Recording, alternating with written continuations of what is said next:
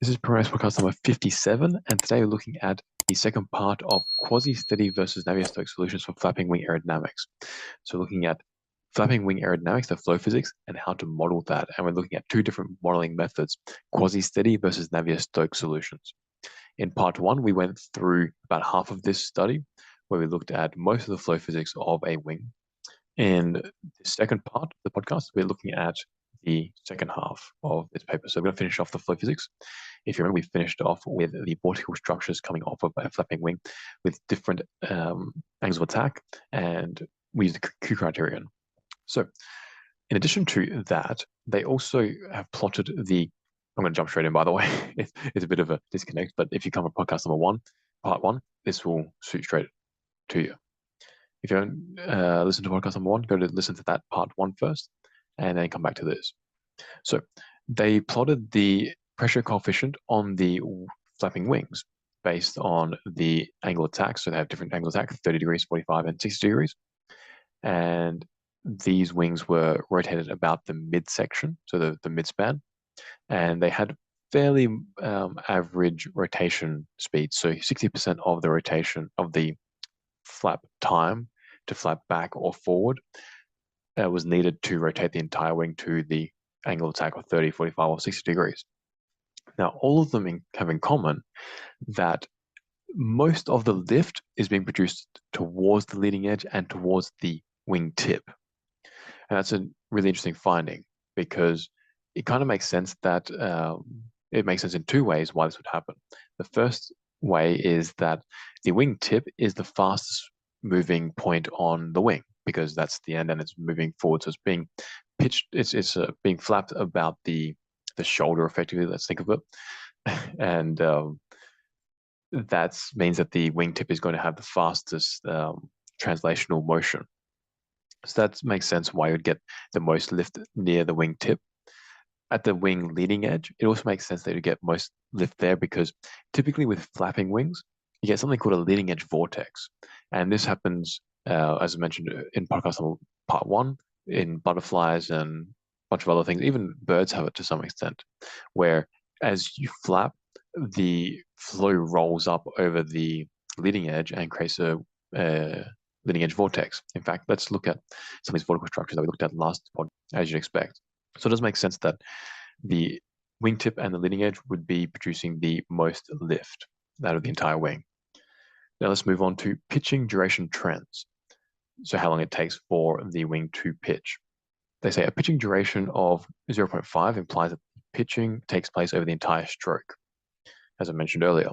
As the pitching duration shortens, i.e. the wing pitches faster, the lift coefficient at the beginning and end of the stroke show largest peaks. So they have these plots again where they show the lift being produced over the entire wing flapping cycle. And on the left, they have a mild motion, so angle attack of 30 degrees, and it rotates about the midspan. On the right, you have extreme motion where you have angle attack of 60 degrees, and it pitches about the trailing edge, which gives really funky flow physics, which we'll show later. But if it pitches around the midspan and it pitches at its 30 degrees angle attack, you get a pretty nice lift coefficient curve. It's effectively the absolute value of a sine curve. So you know how a sine curve has the positive and negative. You just flip the negative to positive, and you get those two mountain kind of or hill kind of looks to the line. That's what it looks like. So that's quite nice. And obviously you get the minimum where the wing slows down and you have to rotate, and then you have to sweep back in the opposite direction. That makes sense.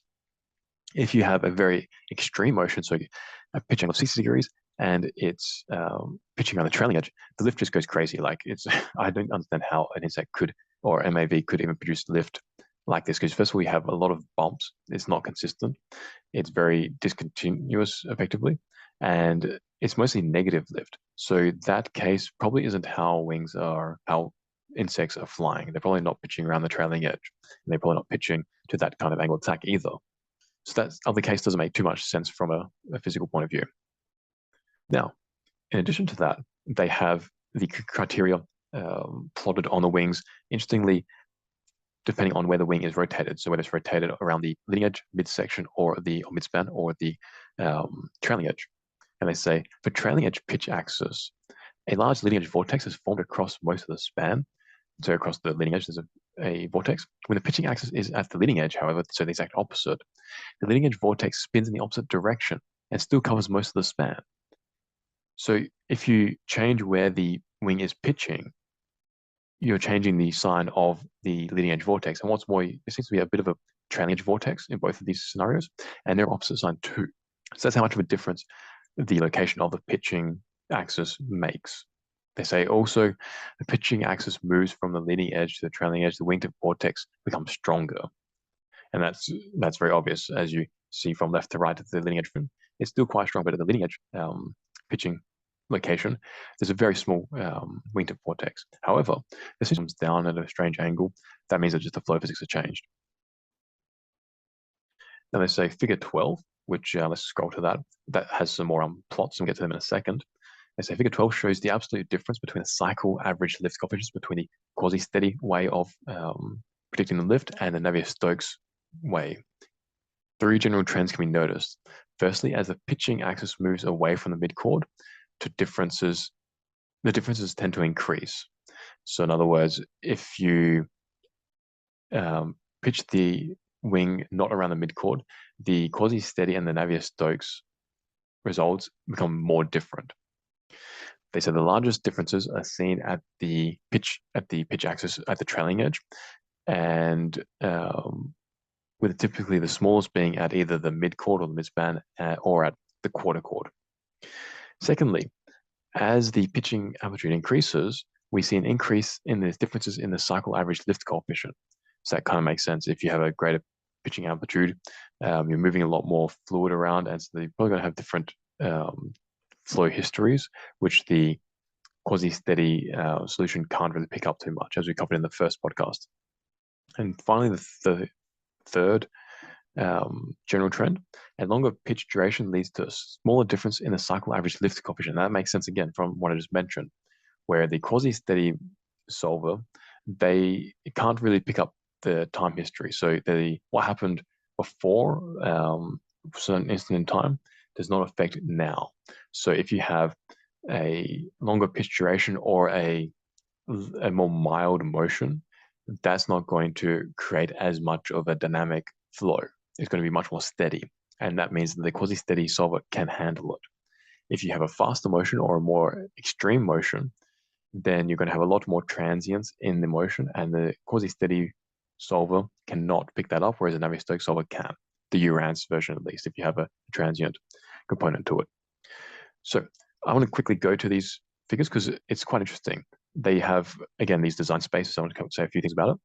As I mentioned, if you increase so these design spaces, they look at the differences between the average lift produced over the entire wing flapping motion of the quasi-steady versus the Navier-Stokes equations. And the two trends that really appear are if you increase the amplitude, the trends become, the difference becomes greater.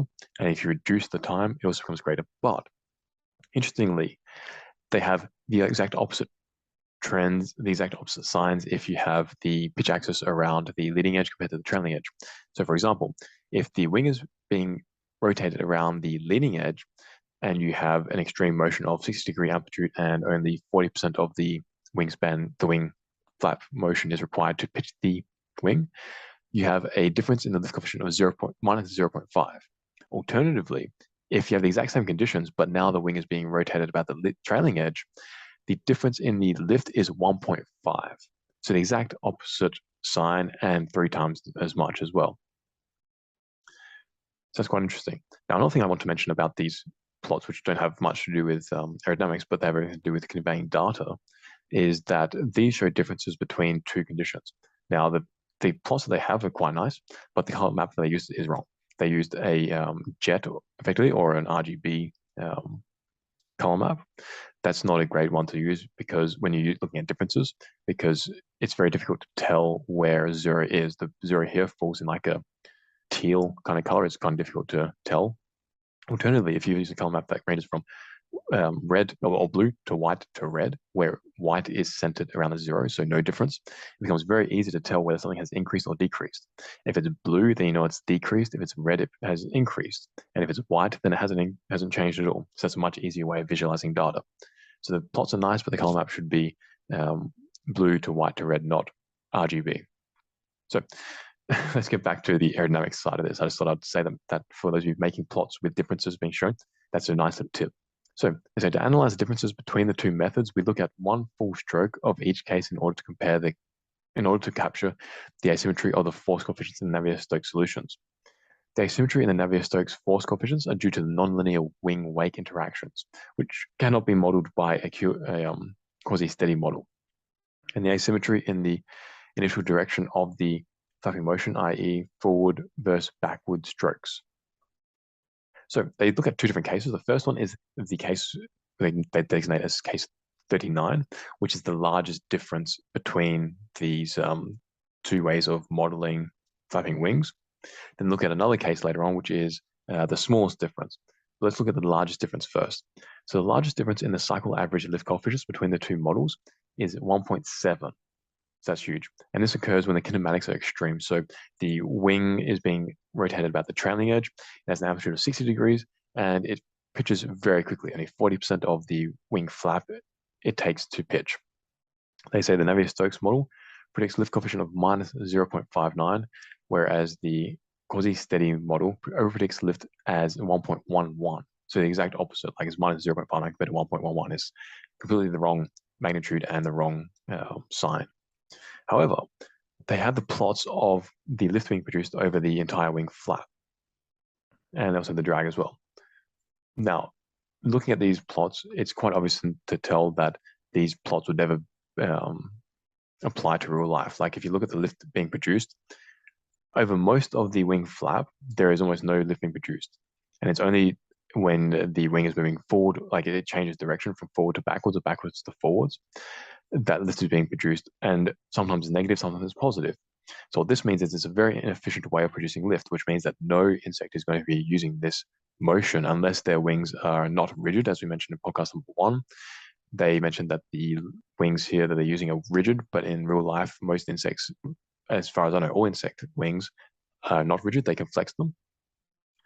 So even if, let's say that this approximates real life, this motion would never be used by insects. It's just too inefficient. Like lift being produced is very inefficient. The drag is not that great. So even though there is a big difference between these two different solvers, two ways of predicting lift, I don't think it's much of an issue because they don't really apply to real life anyway. And you're never going to use these, this case 39, which is the largest difference motion. Now, looking at the smallest difference motion, case 22, they say, while the largest difference in accuracy between the models is seen when the pitching kinematics are extreme, the smallest differences are seen when the pitching kinematics are mild. And that makes sense because if they're mild, it means that there's less transience to the air, to the aerodynamics, which means that the quasi-steady approach can now approximate the flow much better. So that makes sense from a theoretical point of view. So consider as an illustrative example the motion with the wing being rotated about the mid-chord at an amplitude of 30 degrees and a mild rotation speed. So it takes 60% of the wing being swept forward or backwards to rotate. They say this motion shows a difference in the cycle averaged lift of only 0.01 between the quasi-steady and the Navier-Stokes approaches. So in other words, they're almost identical. And if you look at these graphs, they look really nice, like they're almost bang on each other. Because the duration of the pitching motion is long at 60%, the wing does not pitch as quickly. This motion is directly seen in the quasi-steady lift coefficient, which is mostly sinusoidal. The quasi-steady approach shows a peak at the middle of the forward stroke and low values at the stroke transitions. So that kind of makes sense because at the transitions, that's when the velocity is the lowest and you're going to get less transients. However, there may be different flow physics where you have different vortices being produced. So whether that's true in real life of insects or not, I'm not sure. But in this case, it is, in this example. They say the Navier-Stokes model also predicts lowest values at the stroke transition, so from forward to backwards or backwards to forwards. However, the lift and drag time histories consist of multiple peaks. The first peak is in the Navier-Stokes lift. In the Navier-Stokes lift is associated with wake capture, which a quasi-steady model cannot capture. And the second is with the delayed stall due to the leading edge vortices. So let's talk about this a little bit first. First of all, the differences between these two models are very small. So these two phenomena are not changing the overall result too much. However, they say that the second difference, the second peak, is the delayed stall due to the leading edge vortex. This, as far as I can tell, the quasi-steady model won't be able to capture either because that's a transient effect. But this is a very interesting phenomenon which happens in most wings. Again, when you flap, the leading edge makes a vortex with all this flow rushing over. And in this vortex, because it's low pressure, it is over the suction surface and it sucks the flow down onto the wing more because of that low pressure. And that allows the wing to produce lift at high angles of attack for longer through that dynamic stall period. And so that's very beneficial. Now, obviously, if you try to slow down the wing too much, the leading edge vortex will zip away or it won't even form. So, but if you speed it up too much, then there won't be as much time that the leading edge vortex will stay near the surface because you've pitched to a much greater angle of attack. So there's a balancing act there. That's really cool. It shows that leading edge vortices are very beneficial for the production in a dynamic fashion. So they say a previously shed vortex interacts with the wing, momentarily enhancing the lift.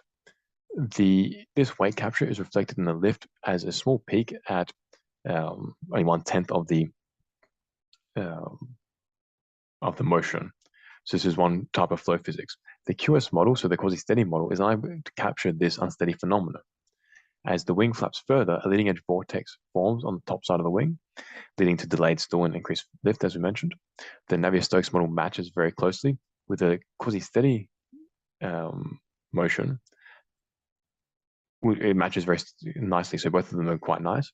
That suggests that the translational component of the quasi-steady approach actually models the delayed stall effect of this motion. So what they're saying is that they're not sure whether it does, but just based on the fact that they both match quite nicely in terms of the lift being produced, they're assuming that it does. As for the flow physics, I don't know, but they're saying it does here. So in conclusion, when the pitching motion is extreme, i.e. the pitching motion is large, quick, and occurs about the leading or trailing edge, large force and moment magnitudes are seen at the beginning and end of the strokes. The differences between the quasi-steady and Navier-Stokes approaches are also relatively large. So effectively, the more transient the flow is, which occurs because you have large pitching, it happens quickly, what happens about the leading or trailing edge, the worse the quasi-steady approach does because it can't pick up these transient motions, whereas Navier-Stokes weight can a little bit. Also, a source for the difference in the inability of the quasi-steady model to properly capture the wake, which is a nonlinear wing-wake interaction flow phenomenon. So in other words, the quasi-steady model struggles to capture the wake capture. That's a poorly formed sentence. Let me break this down to another way. The quasi-steady model doesn't actually mimic the wake capture that you get from the Navier-Stokes because that's a nonlinear and transient wing-wake interaction. So Letnick and Dickinson have shown that aerodynamic coefficients are sensitive to the Reynolds number, especially below 1000, Reynolds number 1000, which is relevant to small insects and micro air vehicles. The accuracy of the quasi-steady model needs to be investigated at different Reynolds numbers. Also, as most insect wings are flexible, an investigation into the quasi-steady model performance as compared to flexible Navier-Stokes models would be beneficial. So that's as I mentioned earlier, but also when they said the accuracy of the quasi-steady model, they showed that for some cases of flapping motion, the quasi-steady model was very good. For other cases, it was very bad. From what I could tell, they didn't give all of the cases, but the ones that they did, the cases they gave, they're not realistic. I mean, you can't produce a MAV that's going to be any good with these motions because the lift is not good. So in other words, the quasi-steady model is bad for bad motions and it's good for good motions. So even though it's not that accurate, it seems to be accurate for what we want it to do. So is pretty good overall, it seems. I mean, my opinion diverges a little bit from theirs here, but that's my interpretation of it. If you got a different idea or a different interpretation, let me know in the comments below. And that's the end of this podcast. Make sure to like, subscribe, and check out the Atmosphere Hawk. It's a very accurate instrument to make your experiments easier for you. It also makes your CFD easier because you get better validation data. You don't have to do as many experiments. Link in the description. Peace out, amigos.